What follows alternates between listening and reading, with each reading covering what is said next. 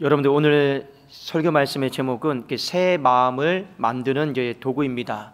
우리가 어제 송구영신 예배 때 우리 하나님께서 올해 우리 교회 가운데 행하실 일 표가 성령 충만, 우리 새 마음의 능력인데, 하나님이 분명히 우리 속사람을, 하나님을 섬기는 이 내 마음을 리모델링해 가실 것입니다. 리모델링해 가시는데 모든 건축들이 그렇잖아요. 말로만 되는 것이 아닙니다. 연장이 있어요. 도구가 있어요. 마찬가지로 이 새 마음을 리모델링 해 가시면 우리가 하나님 앞에 복이 흘러가게 되어 있습니다. 근데 그 새 마음을 리모델링하는 그 도구가 무엇이냐, 오늘 그것을 또 중점적으로 살펴보기를 원합니다. 여러분, 세상 사람들이 다 그래요. 마음이 참 중요하다. 마음이 중요하다. 그래서 세상 사람들이 하는 말이 무엇입니까? 모든 일들은 마음 먹기에 달려있다. 그런 말들 참 많이 하죠. 맞습니다. 마음 정말 중요해요.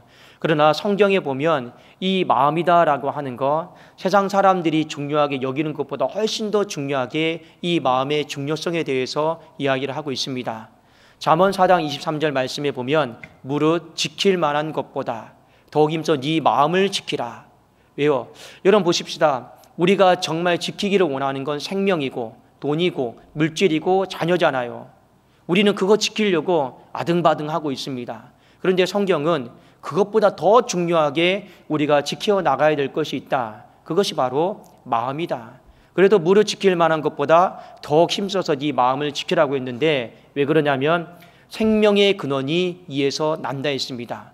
이 생명의 근원이 이에서 난다 하는 것은 여러분 어떤 뜻이냐면, 이게 너를 살리는 길이다. 이게 우리의 인생을, 가정을, 교회를 살리는 길이다. 그렇기 때문에 마음 지키는 것은 상당히 중요합니다. 그래서 어제 우리 송구영신 예배 때 이런 말씀 드렸죠. 마음을 지키고 싶어서 지켜지는 게 아니에요. 여러분 예를 들어 볼까요? 누가 나를 조금만 불편하게 하고 조금만 화나게 하면 마음 못 지킵니다. 그러니까 마음은 누가 지킬 수 있습니까? 마음이 강한 사람이 지킬 수 있는 거예요. 마음이 리모델링 된 사람이 그 마음 지켜나갈 수 있는 거예요. 그래서 우리는 이 마음을 리모델링 해 나가는 거, 이 속사람을 리모델링 해 나가는 거, 여기에 올 한 해 모든 여러분 포커스를 맞추고 우리는 달려나가야 되는 거예요. 오늘 성경 말씀을 보면 그러면 이렇게 내 마음을 리모델링 할 수 있는 그 도구들, 그 연장들이 무엇인가를 우리가 한번 말씀을 통해 살펴보기를 원합니다. 여러분 앞에 그 표에 보시면 실천 사항이 세 가지가 있죠. 한번 우리 같이 한번 주보에도 나와 있는데 같이 한번 우리 실천 사항 한번 읽어보겠습니다. 첫 번째 시작. 굳은 마음을 제거하자. 두 번째 시작. 마음을 부드럽게 하자. 세 번째 시작. 말씀을 지켜 행하자. 자, 이 세 가지가 이 속사람을 리모델링하는 이 도구입니다. 도구입니다. 자, 오늘 이것에 대해서 제가 잠깐 설교를 하고자 합니다. 자, 하나님의 일하심을 우리가 바라요. 하나님이 좀 이렇게 좀 일했으면 좋겠다. 하나님이 이런 연장을 가지고 일을 하십니다. 만들어 가실 거예요. 자, 그런데 중요한 건 뭐냐? 하나님이 쓰시는 도구가, 하나님이 이렇게 일하시겠다라고 말씀하시는 것이 곧 우리에게는 실천 사항입니다. 여러분 이게 무슨 말이냐? 여러분 신앙생활을 잘 하시려면요, 하나님이 어떤 일을 하고 있는가를 잘 눈여겨보셔야 돼요. 그리고 하나님이 어떤 일을 하시는가 잘 눈여겨보고, 아, 나도 동참해야겠다, 이런 마음을 가지면 100점입니다. 근데 이런 사람이 있어요. 하나님이 어떤 일을 하시는지 기대만 하고 바라기만 해요. 그리고 나는 아무것도 안 해요. 그러면 여러분 그것은요, 빵점입니다. 왜 그러느냐? 하나님의 일하심이 여기 나와 있어요. 굳은 마음을 제거해 가실 겁니다. 부드러운 마음을 주실 겁니다. 하나님이 말씀을 지킬 수 있도록 도와주실 겁니다. 이건 하나님의 일하심이에요. 근데 하나님의 일하심을 눈여겨보시면서, 아, 나도 거기에 동참해야겠구나, 실천사항으로, 그런 마음 가지시면 됩니다. 자, 제가 한번 말씀드릴게요. 여러분 성경 에스겔서 36장 27절 한번 보세요. 자, 에스겔서 36장 27절입니다. 같이 한번 우리 읽어보겠습니다. 시작. 또 내 영을 너희 속에 두어 너희로 내 율례를 행하게 하리니 너희가 내 규례를 지켜 행할지라. 여러분 여기 보십시오. 내 영을, 성령을 너희 속에 두어서 하나님 리모델링 해 나가시는 거예요. 근데 그 도구가 뭡니까? 너희로 내 율례를 행하게 하겠다 했죠. 하나님이 우리가 하나님의 말씀을 지켜서 살아갈 수 있도록 돕겠다고 했어요. 하나님이 하시는 일이에요. 근데 그 뒤에 뭐라고 되어 있습니까? 너희가 내 규례를 지켜 행할지라. 이건 뭡니까? 우리에게 요구하시는 실천 사항이에요. 그러니까 뭡니까? 하나님의 어떤 일하심은 곧 우리에게는 실천 사항과 똑같다라는 겁니다. 그것만 우리들이 염두에 두시면 돼요. 자, 어떤 사람은 하나님의 일하심을 기대하지만 나는 손 놓고 있는 사람이 있습니다. 그러면 안 돼요. 하나님이 이렇게 일하시면 그것이 곧 나의 실천 사항이구나. 그렇게 받아들이면 하나님의 역사 일하심 우리는 반드시 보게 됩니다. 자, 그래서 다시 한번 봅시다. 에스겔서 36장 26절 27절 하나님이 이렇게 일하실 거래요. 그러면 여러분은 어떻게 받아들이면 됩니까? 이게 다 내 실천 사항이구나. 이렇게 받아들이시면 됩니다. 우리 한번 26절 27절 같이 한번 읽겠습니다. 시작. 또 새 영을 너희 속에 두고 새 마음을 너희에게 주되 너희 육신에서 굳은 마음 제거하고 부드러운 마음 줄 것이고 또 내 영을 너희 속에 두어 너희로 내 율례를 행하게 하리니 너희가 내 규례를 지켜 행할지라. 자, 그래서 우리는 올해 이 세 가지 실천 사항을 가지고 달려나갈 것입니다. 첫 번째, 이 굳은 마음을 제거하는 것. 이 굳은 마음을 제거하는 것. 이것이 이 속사람을 리모델링하는 가장 첫 번째 도구입니다. 여러분, 이 육신에서 굳은 마음을 제거해 나가라고 했습니다. 굳은 마음을 제거하는 건 쉽게 말하면 무엇이냐면 회개를 이야기하고 있습니다. 회개하는 삶에 대해 말씀하고 있습니다. 여기 제거하다라고 하는 뜻 자체가 바로 이 히브리어 원어에 보면 회개하다라고 하는 뜻이 포함이 되어 있기 때문에 그렇습니다. 자, 우리 참 육신은요 정결치가 못해요. 우리 참 육신은 너무 강팍해요. 고집도 많고요. 나쁜 것들만 잔뜩 묻히고 살아가는 게 우리 육신인 것 같습니다. 그래도 우리는 회개를 해야 되는데 이 육신에서 이 굳어있는 것들 있죠, 이걸 하나하나씩 긁어내셔야 돼요. 제거해 나가셔야 돼요. 그것이 굳은 마음을 제거하는 것이고 회개하는 삶이다라는 것입니다. 여러분, 내 육신 안에 죄의 덩어리, 죄의 찌꺼기들이요 어마어마하게 많이 있습니다. 어마어마하게 많이 있습니다. 근데 그걸 다 제거해 나가셔야 돼요. 그러면 구체적으로 어떤 것들을 제거해 나가야 되느냐? 우리의 인생을 살다 보면 특별히 반복적으로 짓는 죄들, 습관적으로 짓는 죄들, 무감각한 죄들, 익숙해져 있는 죄들이 있어요. 그게 다 죄의 덩어리들이에요. 죄의 찌꺼기들이에요. 그것들 위주로요 여러분 제거해 나가셔야 되는 겁니다. 자, 성경에 보면 이 세례 요한이 이 요단 강가에서 회개의 세례를 베푸는 장면이 나와요. 많은 사람들이 와서 이 회개의 세례를 받기 위해서 이렇게 질문합니다. 우리가 무엇을 회개해야 됩니까? 이런 질문을 던져요. 근데 세례 요한이 단도직입적으로 이러이러한 죄에 대해서 회개하라라고 명시를 해줍니다. 명시를 해줘요. 자, 누가복음 3장 12절, 13절, 14절 제가 한번 읽어드릴게요. 세리들도 세례를 받고자 하여 와서 이르되 선생이여 우리는 무엇을 하리이까 하며 도대체 어떤 죄를 우리가 회개해야 됩니까? 물어본 거예요. 그때 세례 요한이 이렇게 말했습니다. 세리들에게, 세금 걷는 사람들입니다. 이르되 부과된 것 외에는 거두지 말라 하고, 군인들이 또 와서 물어봤어요. 군인들에게는 이렇게 말했습니다. 군인들도 물어 이르되 우리는 무엇을 하리이까 하며 이르되 사람에게서 강탈하지 말고 거짓으로 고발하지 말고 받는 급료를 족한 줄로 알라 하니라. 자, 이 세금을 걷는 이 세리들에게는 뭐라고 말했습니까? 정한 것 외에는 징수하지 말라라고 했습니다. 그러니 이게 무슨 말일까요? 그들이 돌아다니면서요 계속 이 물질의 문제에 있어서 부정을 저지른다라는 거예요. 이 물질의 문제에 있어서 죄를 짓고 있다라는 거예요. 딱 정해준 거예요.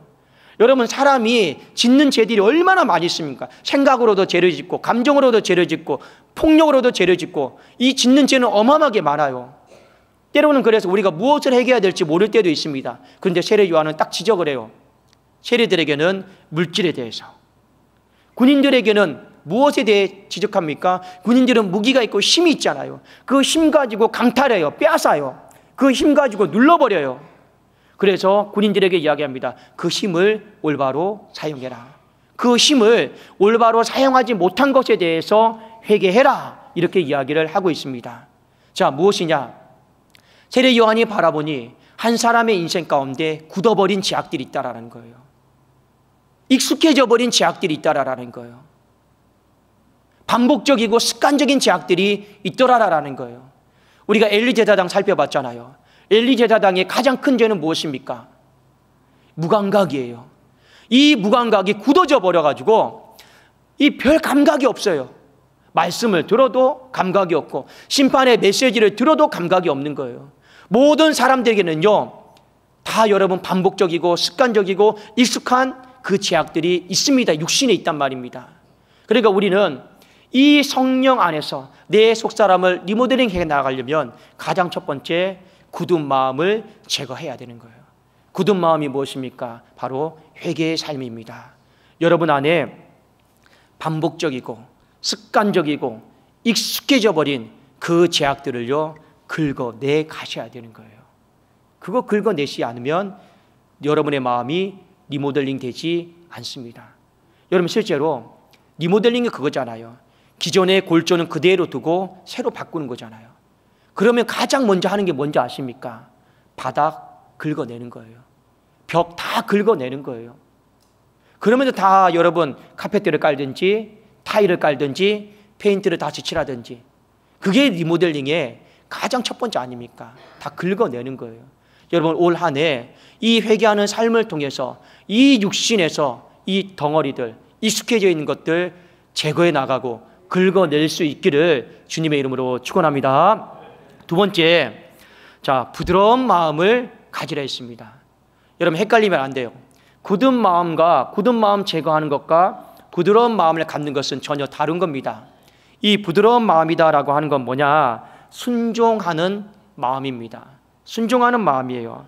여러분 사람과 관계 속에서, 부모와 자녀 간의 관계 속에서, 직장 속에서 가장 좋아하는 사람 여러분 누군지 아십니까? 말 잘 듣는 사람이에요. 내가 말하면 잘 따라오는 사람이에요. 그 사람이요 제일 예뻐요. 여러분 그렇지 않습니까? 우리 어떤 조직이 있어요. 어떤 회의 모임이 있습니다. 제일 좋은 사람 누구입니까? 잘 따라주는 사람, 말 잘 듣는 사람이에요. 그런데 여러분 하나님도 마찬가지입니다.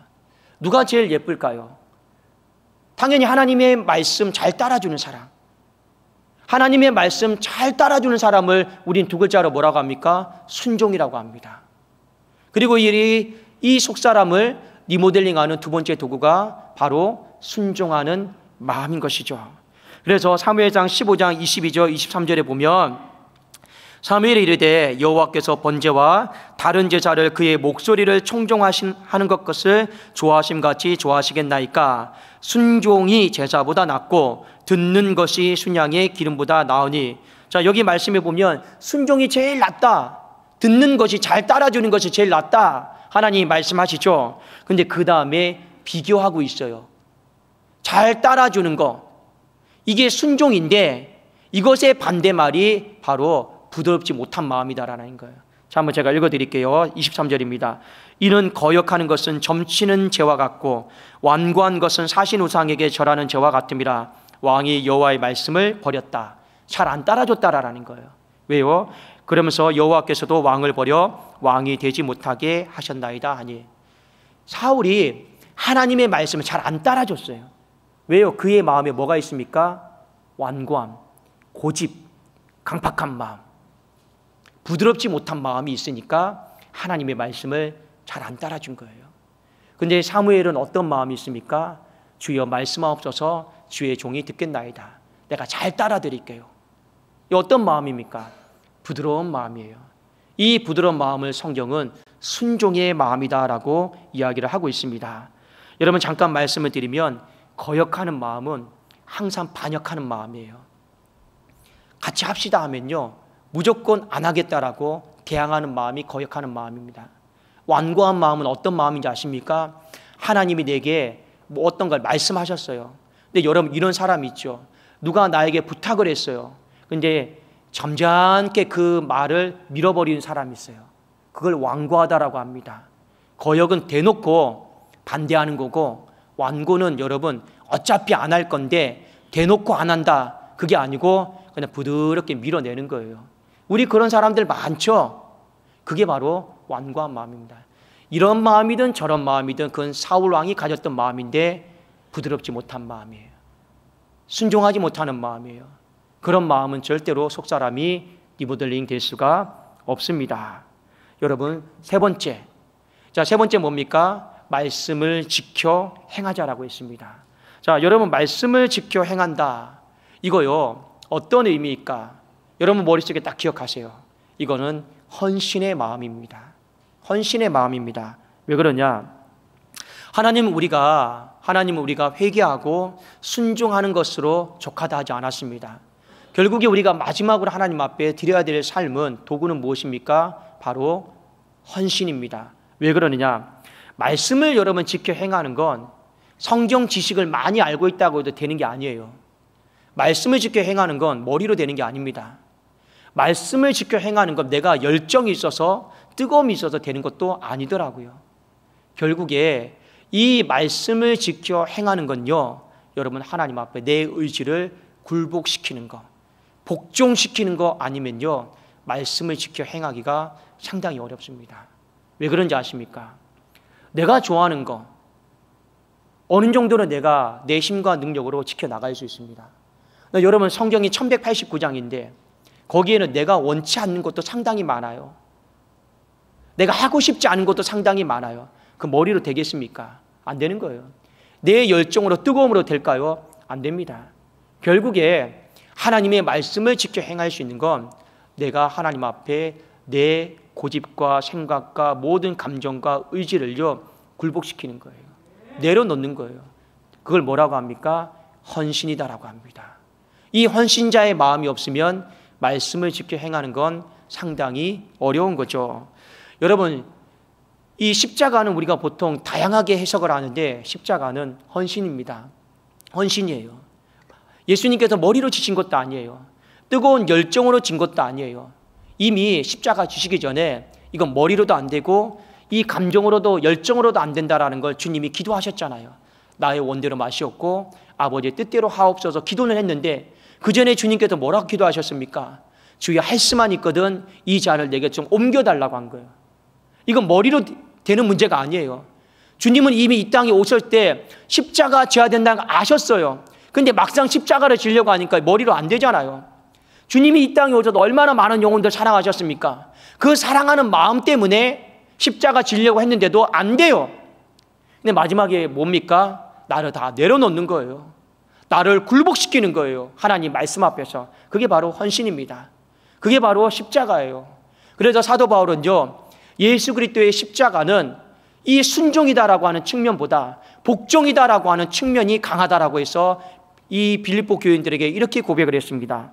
빌립보서 2장 8절 한번 제가 읽어드릴게요. 사람의 모양으로 나타나사 자기를 낮추시고 죽기까지 뭐 했습니까? 복종하셨으니 십자가에서 죽으심이라. 결국에 예수님의 십자가는 헌신입니다. 여러분, 헌신은 뭡니까? 복종하는 거예요. 하나님 말씀 앞에서 여러분 그냥 굴복하는 거예요. 내려놓는 거예요. 그거 없으면요, 하나님의 말씀을 지켜 행하는 이 삶 자체가 상당히 많이 어렵다라는 겁니다. 여러분, 정말로 많은 사람들이 말씀 지키고 싶어해요. 말씀대로 살아가기를 원해요. 그런데 많은 사람들이 말씀대로 못 삽니다. 말씀 못 지킵니다. 왜요? 헌신자의 마음, 복종하겠다라고 하는 마음이 없기 때문에 그렇습니다. 그러니 지키다가 못 지키고 내가 지킬 수 있는 범위까지만 딱 지키고 그 다음부터 하나님이 요구하면 그때부터는 불편해지는 것이죠. 여러분, 하나님께서 이 새 마음으로 만들어 가시는 것, 이 속사람을 리모델링해 가시는 것, 이 세 가지를 잘 기억하십시오. 하나님께서도 주도적으로 그렇게 해 나가실 겁니다. 여러분, 하나님이 그렇게 해 나가시는데 쳐다만 보지 마세요. 하나님의 일이 나의 일이에요. 하나님의 꿈이 내 꿈이에요. 하나님의 계획이 내 계획이에요. 말씀에 나와 있잖아요. 하나님이 이렇게 일하시면 그것은 내 실천 사항인 거예요. 하나님이 1년 동안 그렇게 만들어 가시면 우리가 1년 동안 그런 마음을 가지고 실천 사항으로 살아가시면 되는 것입니다. 여러분 머릿속에 기억하십시오. 회개, 순종, 헌신, 이것이 우리가 1년 동안 해 나가야 될 리모델링의 이 도구인 것이죠. 여러분, 한 가지만 더 말씀을 드리면 이 이스라엘 백성들이 이 애굽에서 수많은 시간 동안 종살이를 하다가 출애굽을 했습니다. 근데 출애굽을 했을 때 이미 약속을 받았어요. 어떤 약속을 받았습니까? 가나안 땅, 젖과 꿀이 흐르는 땅에 대한 약속을 받았어요. 그런데 이 광야 1세대가 약속은 받았지만 약속을 못 누렸습니다. 이 광야에 다 죽었어요. 참 여러분 불행하죠. 분명히 약속은 받았는데 그 젖과 꿀이 흐르는 땅은 모세를 비롯해서 다 못 들어갔습니다. 여호수아와 갈렙 빼고요. 그리고 광야 2세대가 태어나서 이 약속의 땅, 젖과 꿀이 흐르는 땅으로 들어갔어요. 한 가지 차이점이 있습니다. 뭐가 달라졌을까요? 달라진 건 딱 하나밖에 없어요. 무엇이 달랐는지 아십니까? 광야 2세대는 이 속사람이 리모델링 됐어요. 무엇을 보면 알 수 있는지 아십니까? 광야 1세대는요 늘 입술에 불평, 원망, 마음에 불평, 원망 달고 살았어요. 늘 마음과 입술에 불평, 원망 달고 살았습니다. 속사람이 리모델링 된 게 아니에요. 성경은 분명히 말하잖아요.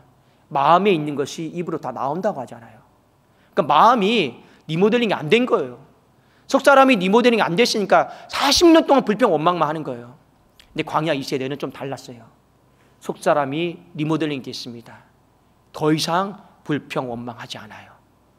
그러니 하나님이 어떻게 하십니까? 약속의 땅, 젖과 꿀이 흐르는 땅, 이 축복을 그대로 하나님이 누리게 하십니다. 여러분 이것이 속사람이 리모델링 된 자에게 주시는 하나님의 어마어마한 축복입니다. 저는 한 해를 살아가면서 여러분이 1년 동안 이 리모델링의 과정이 멈추지 않았으면 좋겠고, 이 회개의 연장소리가, 이 순종의 연장소리가, 이 헌신의 연장소리가 여러분 늘 귓가에 들리고 그 연장들을 방치하지 마시고 여러분 가장 눈에 잘 보이는 곳에 곁에 두시고 그 소리가 들리도록 하십시오. 여러분 그것이 우리가 교회가 복을 받는 길이고 여러분의 가정이 복을 받는 길이고 여러분의 인생이 정말 하나님께서 위로부터 부어지는 그 놀라운 복을 받는 놀라운 축복의 비결이다라고 하는 것을 인지하시고 우리 모두 다가 하나님의 일하심이 곧 제 일입니다, 하나님의 역사하심이 제 삶의 역사입니다라고 하는 이 같은 마음을 가지고 우리가 주님 앞에 잘 드릴 수 있기를 주의 이름으로 축원합니다. 기도하겠습니다.